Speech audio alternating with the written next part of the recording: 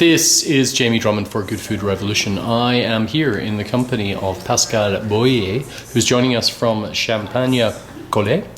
How are you today, sir? Very good, thank you. Thank you for having me. Now, I met you in your previous role, but I find you now working with Collet. And now, for those people unfamiliar with the brand, could you tell us something about it? Yeah, Collet is kind of full of history. It's part of the history of Champagne. It was founded in 1921 by Mr. Raoul Collet and 21 growers. And those growers was part of a riot which occurred at the beginning of the 20th century in Champagne, when no one was produced because of phylloxera. There was no regulation, so the one merchant in Épernay and Reims couldn't sell anyone to all Europe, which the market at that time, England, Russia, Germany, Switzerland, nothing was sold in North America or Asia. So they went to some other part of France, such as Languedoc, and also to Algeria. There used to be a French department. Yeah, of course, yes. So it was pretty easy to bring wine from Languedoc to Champagne because at the same time the train network was opening up and they were producing champagne with wine all coming from Champagne. It must have tasted rather different. It was tasting different, but he had the champagne label and Right. it was bubble, so Okay. it was working for the Tsar and the King in England and the Tsar in Russia. So long story short, the small grower was pretty upset with that, which we can easily understand. Of course. Defending their own vineyard and their own soil and identity. And something we do extremely well in France, they're starting to riot. They went down the street of Épernay and Reims, so 6,000 growers, including the small villages and Haï, where we're located. And destroying every government building was okay, but they also burned down the facility of Champagne Collet. Okay. So, like any riot become political to a certain point, the French army have to intervene to calm down the situation. Then 1911, so a few years later, the French Assembly voted a law for the delimitation of Champagne, meaning you can produce champagne with grapes coming from Champagne. But typical politician, sometimes they miss something, and they miss Orbe, which is Côte de Bar, close to Chablis. It wasn't included in the law, and so everybody went back on strike. And There were more riots? More riots, Yes, absolutely. Yeah. That's the way we operate in France. Yeah, We don't get what we want, you know. It's a pattern. Yeah. So 1914, fortunately, he stopped for the wrong reason because it was the beginning of the First World War. Of course, yes. Yeah. So everybody went to war. A lot of casualty, as we all know. But at the same time, the word spread out to some other one region because they felt it needed some regulation. There was nothing at that time.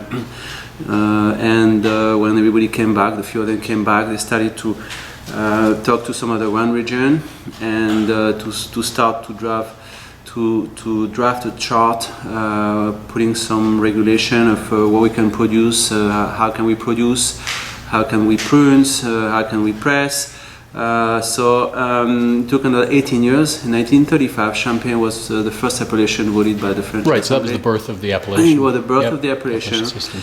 And the famous 1936 with Appellation d'origine contrôlée, the famous AOC that we know today. But it was triggered by the grower in Champagne, and 21 of them, to go back to Collet, in 1921 decided to take control of their own destiny, and led by Mr. Raoul Collet, based in Haï, studied Champagne Raoul Collet. So it was really the first union of producer in Champagne, such as. And now we're gonna be soon 100 years old in 2 years' time, and the brand is really growing. So Champagne Collet, it's a boutique champagne house with a small grower soul. Boutique because we are pretty small in the world of champagne. I mean, Champagne produces 320 million barrels every year. You said about 800,000 at Collet? We produce 800,000 Yes, yeah. barrels, and we are growing. We are opening new market. It takes time, but we want to build a brand in North America. We are owned today by around 800 growers, and we have access to 1,000 hectares. So as a champagne house, meaning when you heard about champagne house, meaning we have a star. We are able to maintain the star for every cuvée and every year when we do the blending with the chef de cave. Today, Champagne Collet, we work with not all the growers, but a selective number of growers, all the same, mainly Premier Cru and Grand Cru, and we probably use 200 hectares among the 1,000 we had. So it's a pretty unique position for us. In the term that the quality, we use only the first press. In Champagne you can press twice, sometimes 3 times, but for Collet it's the first press. 80% of the cuvée are Premier Cru and Grand Cru. Our house style called Art Deco. The reminding of the packaging, and the beginning of the 20 was the beginning of the era of the Art Deco and the Gatsby era. Of course, yeah. So it's our house style for Champagne Collet. It's Premier Cru. And the time on the lees is quite important, because this is really more you're gonna spend time on the lees, more you're gonna round up the champagne. And our non-vintage, for instance, spend much more time on the lees than what is required. For non-vintage 15 months. Our Brut origin spent 3 to 4 years. The Art Deco, as I mentioned, spent 5 years on the lees, and our vintage can spend 8-9 years on the lees.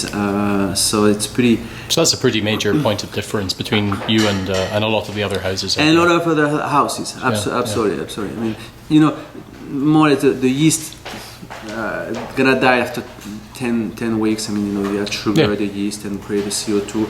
But the purpose, there is such a viscosity with the lees when they die, that you keep working and enhancing the quality of the champagne longer you're gonna stay on the lees.